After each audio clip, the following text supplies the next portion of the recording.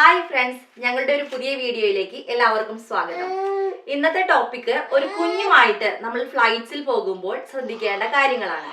അപ്പൊ ഇത് ഞങ്ങളുടെ അനുഭവങ്ങളാണ് ഞാൻ ഈ വീഡിയോയിൽ ഉൾപ്പെടുത്തിയിരിക്കുന്നത്.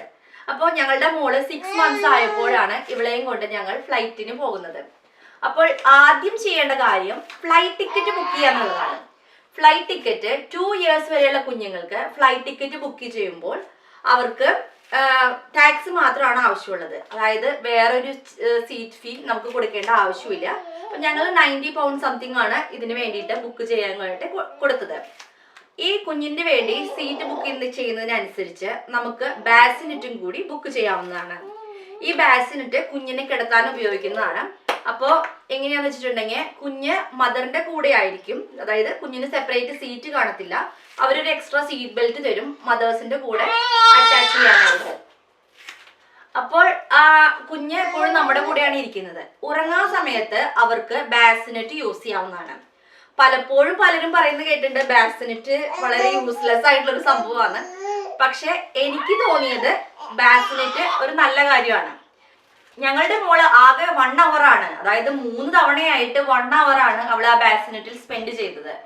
ബട്ട് ഈ ബാസിനെറ്റ് നമ്മൾ ചൂസ് ചെയ്തുകൊണ്ട് നമുക്കുണ്ടായ ഒരു ഉപകാരം എന്ന് വെച്ചിട്ടുണ്ടെങ്കിൽ നമുക്ക് ലെഗ് സ്പേസ് ഇഷ്ടംപോലെ ഉണ്ട്.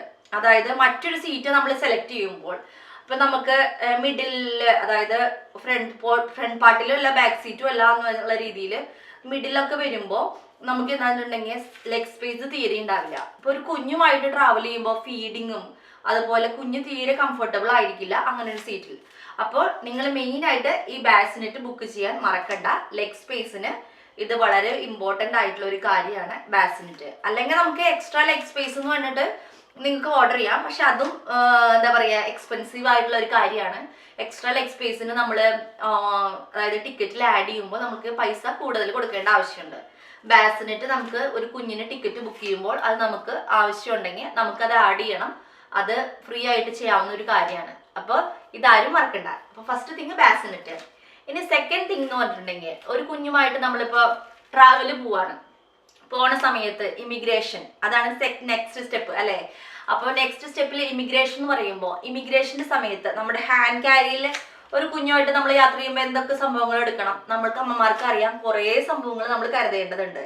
അതായത് അവർക്കുള്ള ഡയപ്പർ ചേഞ്ചിങ് യൂണിറ്റ് നമ്മൾ കരുതണം. അതുപോലെ അവർക്കുള്ള ഫുഡ്, ഡ്രിങ്ക്സ്, ടോയ്സ്, ക്ലോത്തിങ്സ് എല്ലാം നമ്മൾ കരുതേണ്ടതുണ്ട്. അപ്പോൾ ഇതിൽ മെയിൻ ആയിട്ട് ഫുഡ് എന്ന് പറഞ്ഞിട്ടുണ്ടെങ്കിൽ ഇപ്പൊ ഞങ്ങളുടെ മോള് 6 months പ്രായമായിട്ടുണ്ടായിരുന്നുള്ളൂ. ഞാൻ ആകെ ഫീഡിങ് മാത്രമേ ഉണ്ടായിരുന്നുള്ളൂ, ബ്രസ്റ്റ് ഫീഡ് മാത്രമായിരുന്നു.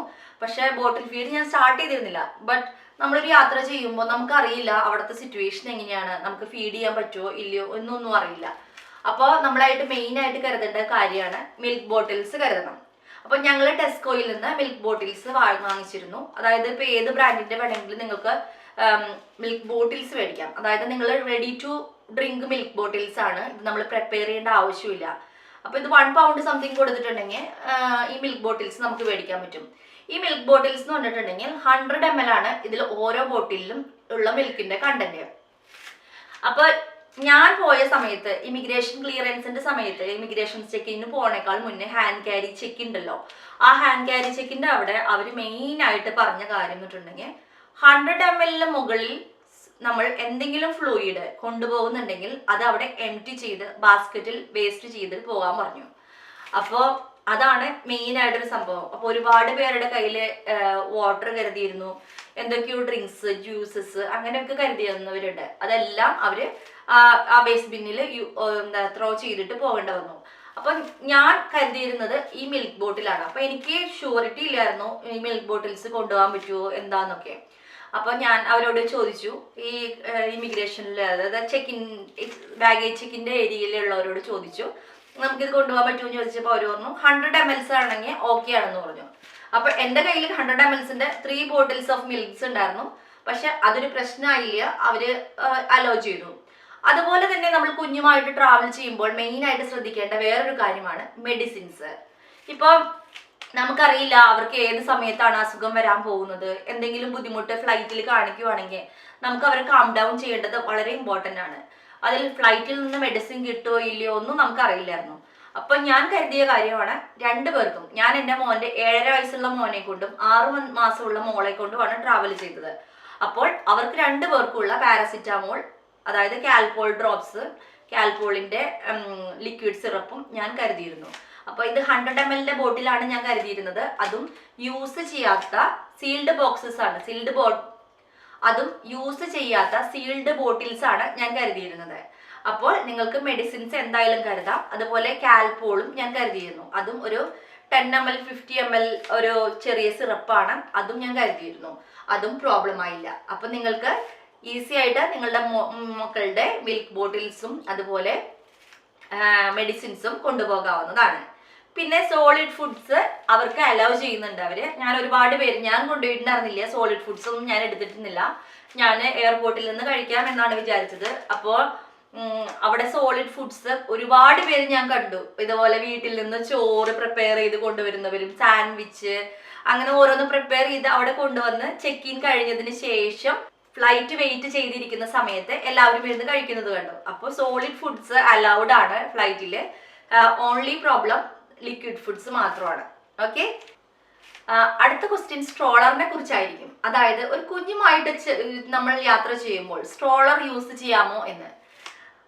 സ്ട്രോളർ യൂസ് ചെയ്യാൻ പറ്റും. ഇവിടെ ഒരു കാര്യം ശ്രദ്ധിക്കേണ്ടത്, നമ്മൾ സാധാരണയായിട്ട് യൂസ് ചെയ്യുന്ന സ്ട്രോളർ യൂസ് ചെയ്യാൻ പറ്റില്ല. നിങ്ങൾ മെയിൻ ആയിട്ട് ചിന്തിക്കുന്ന ഒരു കാര്യം ഇതാണ്, നമ്മുടെ ഹാൻഡ് ക്യാരി എവിടെയാണോ വെക്കുന്നത് ആ ഹാൻഡ് ക്യാരി ബാഗിന്റെ ക്യാബിനറ്റ്സ് സ്മോൾ ആണ്. ആ സ്മോളർ ഏരിയയിൽ കൊണ്ടുവയ്ക്കാൻ പറ്റുന്ന രീതിയിലുള്ള സ്ട്രോളേഴ്സ് മാത്രമാണ് നമുക്ക് യൂസ് ചെയ്യാൻ പറ്റുക. അപ്പോൾ ഓരോ ഫ്ലൈറ്റ്സിന്റെ വെബ്സൈറ്റ് പരിശോധിച്ചാൽ നിങ്ങൾക്ക് മനസ്സിലാവും ആ ക്യാബിനറ്റ് എത്ര നീളവും വീതിയുമുള്ള ലഗേജ് ആണ് നമുക്ക് ക്യാരി ചെയ്യാൻ പറ്റുക എന്നുള്ളത്. അതുമാത്രമല്ല, നിങ്ങൾക്ക് സെർച്ച് ചെയ്താൽ മനസ്സിലാവും ഏത് രീതിയിലുള്ള സ്ട്രോളേഴ്സ് ആണ് ഫ്ലൈറ്റ് ജേണിക്ക് ഈസി ആയിട്ട് കൊണ്ടുപോകാൻ പറ്റുന്നത്. അങ്ങനെ ഫ്ലൈറ്റ് ജേണിക്ക് യൂസ് ചെയ്യാൻ പറ്റുന്ന സ്ട്രോളർ ആണ് നിങ്ങളുടെ കയ്യിലുള്ളതെങ്കിൽ നിങ്ങൾക്ക് അത് യൂസ് ചെയ്യാം. ബട്ട് നോർമൽ സ്ട്രോളേഴ്സ് അലൗഡ് ആയിരിക്കില്ല. ഇനി നിങ്ങൾക്ക് അറിയേണ്ട മറ്റൊരു കാര്യമാണ് ഡയപ്പർ ചേഞ്ചിങ്. അതെ, ഡയപ്പർ ചേഞ്ചിങ് യൂണിറ്റ് തന്നെ ഫ്ലൈറ്റിൽ ഒരുക്കിയിട്ടുണ്ട്. എല്ലാ ടോയ്ലറ്റ്സിലും ഡയപ്പർ ചേഞ്ചിങ്ങിനുള്ള ഫെസിലിറ്റി ഉണ്ട്. നമ്മൾ ജസ്റ്റ് അത് ഓപ്പൺ ചെയ്ത് ഡയപ്പർ ചേഞ്ച് ചെയ്ത് ക്ലീൻ ചെയ്ത് കഴിഞ്ഞതിന് ശേഷം നമുക്കത് മടക്കി വെക്കാവുന്ന രീതിയിൽ വോളില്, ടോയ്ലറ്റിന്റെ വോളിൽ അവർ അത് അറ്റാച്ച് ചെയ്ത് വെച്ചിട്ടുണ്ട്. അപ്പൊ നമുക്ക് ഈസി ആയിട്ട് യൂസ് ചെയ്യാവുന്നതാണ് ഈ ഡയപ്പർ ചേഞ്ചിങ് യൂണിറ്റ്. അത് മാത്രമല്ല, അവർ ഫ്ലൈറ്റിൽ നിന്ന് ഒരു ബാഗ് തരും. അതായത് ഒരു ഡയപ്പർ ചേഞ്ചിങ്ങിനുള്ള എല്ലാ സംഭവങ്ങളും, അതായത് നാപ്പി അവർ പ്രൊവൈഡ് ചെയ്യുന്നില്ല, ബട്ട് ബാക്കി എല്ലാ കാര്യങ്ങളും അവർ പ്രൊവൈഡ് ചെയ്തിരുന്നു. അതായത് ഒരു ടവൽ, അതായത് കുഞ്ഞിനെ ആ നാപ്പി യൂണിറ്റിൽ പോയി, അതായത് നാപ്പി ചേഞ്ചിങ് യൂണിറ്റ് ടോയ്ലറ്റിലുണ്ടല്ലോ, അവിടെ പോയി വിരിച്ച് കുഞ്ഞിനെ കിടത്താവുന്ന രീതിയിൽ ഒരു ടവൽ പ്രൊവൈഡ് ചെയ്യുന്നുണ്ട്. അതുപോലെ തന്നെ കുഞ്ഞിന് ഡയപ്പർ റാഷ് ക്രീം, വൈപ്സ് എല്ലാം അടങ്ങുന്ന ഒരു സെറ്റ് അവർ നമുക്ക് ഫ്ലൈറ്റിൽ നിന്ന് തരുന്നതായിരിക്കും. അതിൻ്റെ കൂടെ കുഞ്ഞിന് അതായത് ടിഷ്യൂസ്, അതുപോലെ കുഞ്ഞിന് കഴിക്കാനുള്ള സ്പൂൺസ് എല്ലാം അവർ ആ ബോക്സസിൽ അവൈലബിൾ ആക്കുന്നുണ്ട്. അതൊരു ബാഗായിട്ടാണ് ഞങ്ങൾക്ക് കിട്ടിയത്. അപ്പോൾ ആ ബാഗിൽ ഇതെല്ലാം ഉണ്ടായിരുന്നു. ഇനി അടുത്ത സംഭവം കുഞ്ഞിനുള്ള ഫുഡ്. കുഞ്ഞിന് ഇപ്പം ഞങ്ങളുടെ മോൾക്ക് ഫ്ലൈറ്റിൽ നിന്ന് ഫുഡ് കിട്ടിയിരുന്നു. അത് പ്യൂരീസ് ആണ് കിട്ടിയത്. വെജിറ്റബിൾ പ്യൂരി അല്ലെങ്കിൽ ഫ്രൂട്ട് പ്യൂരി നമുക്ക് അവിടെ നിന്ന് ലഭിക്കുന്നതാണ്. അടുത്തൊരു സംഭവം, ഇതൊരു ടിപ്പായിട്ട് കണക്കാക്കണം. അതായത് കുഞ്ഞിനെ കൊണ്ട് യാത്ര ചെയ്യുമ്പോൾ അല്ലെങ്കിൽ മക്കളെ കൊണ്ട് യാത്ര ചെയ്യുമ്പോൾ ഞാൻ ഒരുപാട് തവണ കേട്ടിട്ടുള്ളതാണ് മക്കൾ ഭയങ്കരമായിട്ട് കരയുന്നത്. അതിന് വേണ്ടിയിട്ടുള്ള ടിപ്പാണ് ഇനി പറയാൻ പോകുന്നത്. അതായത് ഞാൻ എൻ്റെ മോൾക്ക് ചെയ്തത് എന്താണെന്ന് വെച്ചിട്ടുണ്ടെങ്കിൽ, ഫ്ലൈറ്റ് ടേക്ക് ഓഫ് ചെയ്യാൻ സമയത്തും അതുപോലെ ലാൻഡിങ്ങിന്റെ സമയത്തും കുഞ്ഞിനെ ഫീഡ് ചെയ്തു. അപ്പൊ ഞാൻ ബ്രസ്റ്റ് ഫീഡാണ് ചെയ്തത്. അവൾ ആ സക്കിംഗ് റിഫ്ലക്സ് കാരണം അവൾക്ക് ഇയർ പ്രഷർ ഉണ്ടായില്ല. അവളൊരു പ്രോബ്ലം ഇല്ലാണ്ട് ഫ്ലൈറ്റ് ജേർണി വളരെ ഈസി ആയിട്ട് നടന്നു. അതായത് അവൾക്ക് ചെവിയുടെ പ്രഷറും വേദനയും കരച്ചിലും ഒന്നും ഉണ്ടായില്ല. അടുത്തത് മോന്, ഞങ്ങളുടെ മോന് ഞാൻ ഉപയോഗിക്കുന്നത് വെച്ചിട്ടുണ്ടെങ്കിൽ, ഫ്ലൈറ്റ് കയറുമ്പോൾ തന്നെ അവൻ ആ ഹെഡ്സെറ്റ് വെച്ച് കൊടുക്കും, അതിലെന്തെങ്കിലും പ്ലേ ചെയ്ത് കൊടുക്കും. അപ്പൊ ആ ചെവിയിൽ അത് കേൾക്കുന്നത് കാരണം പ്രശ്നമില്ല. അതുപോലെ എന്തെങ്കിലും അവൻ ബുദ്ധിമുട്ട് പറയുമ്പോൾ അവനോട് ഞാൻ പറയും വെള്ളം കുടിക്കുക എന്ന് പറഞ്ഞാൽ വെള്ളം കുടിപ്പിക്കുകയോ അങ്ങനെ എന്തെങ്കിലുമൊക്കെ ചെയ്യും. അപ്പോൾ ആ ഒരു ബുദ്ധിമുട്ട് ഒഴിവാക്കാൻ പറ്റും. അപ്പോൾ മെയിനായിട്ട് നമ്മൾ നമ്മുടെ സ്വോളോവിങ് ഹെൽപ്പ് ചെയ്യുന്നുണ്ട് ഇയർ പ്രഷർ കുറയ്ക്കാനായിട്ട്. അപ്പോൾ ഇത് നിങ്ങൾക്ക് ട്രൈ ചെയ്ത് നോക്കാവുന്നതാണ്. അപ്പോൾ ചെറിയ മക്കളുള്ളവർക്ക് അവരെ ഫീഡ് ചെയ്യിപ്പിക്കുക. അല്ലെങ്കിൽ വലിയ മക്കളാണെങ്കിൽ അവർക്ക് ഹെഡ്സെറ്റ് പ്രൊവൈഡ് ചെയ്യുക, അതുപോലെ എന്തെങ്കിലും കുടിക്കാൻ കൊടുക്കുക, അല്ലെങ്കിൽ അവരോട് സ്വോളോ ചെയ്യാൻ പറയുക. അവരുടെ ഉമിനീരാണെങ്കിലും സ്വോളോ ചെയ്താൽ മതി, അത് ഹെൽപ്പ് ചെയ്യുന്നതായിരിക്കും. എന്നാലും ഒരു ചെറിയ പ്രഷർ ഉണ്ടായിരിക്കും, പക്ഷെ വലിയ പ്രഷർ ഉള്ള ഒരു ബുദ്ധിമുട്ട് ഉണ്ടല്ലോ, ആ പ്രഷറിനെ അപേക്ഷിച്ച് ചെറിയ പ്രഷറാണ് നമ്മൾ ഇങ്ങനെയൊക്കെ ട്രൈ ചെയ്യുമ്പോൾ ഉണ്ടാവുകയുള്ളൂ. അപ്പൊ ഇത് ഒന്ന് ട്രൈ ചെയ്ത് നോക്കാൻ മറക്കണ്ട. ഇത്രയും കാര്യങ്ങളാണ് ഞാൻ നിങ്ങളുമായിട്ട് ഷെയർ ചെയ്യാൻ ഉദ്ദേശിച്ചിരുന്നത്. ഇനി നിങ്ങൾക്ക് വേറെ എന്തെങ്കിലും കുറിച്ച് ഡൗട്ട് ഉണ്ടെങ്കിൽ ഞങ്ങളോട് ചോദിക്കാം, ഞങ്ങൾ ആ ഡൗട്ട് ക്ലിയർ തരുന്നതായിരിക്കും. ഓക്കെ, അപ്പൊ ഞങ്ങളുടെ അനുഭവങ്ങളിൽ നിന്നും ഞങ്ങൾ ക്ലിയർ ചെയ്യാം. ഞങ്ങൾ ഇതിന് വേണ്ടിയിട്ടുള്ള അഡ്വൈസേഴ്സ് ഒന്നുമല്ല, ഞങ്ങൾക്ക് എന്താണ് അനുഭവം ഉണ്ടായത് അതാണ് ഞാൻ നിങ്ങളുമായിട്ട് പങ്കുവച്ചത്. ഓക്കെ, ഇനിയിപ്പോ വേറൊരു വീഡിയോയിലൂടെ കാണാം. ഞങ്ങളുടെ വീഡിയോകൾ ഇഷ്ടമാകുവാണെങ്കിൽ ഞങ്ങളെ സപ്പോർട്ട് ചെയ്യുക, ഞങ്ങളുടെ ചാനൽ സബ്സ്ക്രൈബ് ചെയ്യുക, അതുപോലെ ഞങ്ങളുടെ വീഡിയോ ഇഷ്ടമാവുന്നുണ്ടെങ്കിൽ ലൈക്ക് ചെയ്യുക, മറ്റുള്ളവരിലേക്ക് ഷെയർ ചെയ്ത് കൊടുക്കുക. So thank you very much.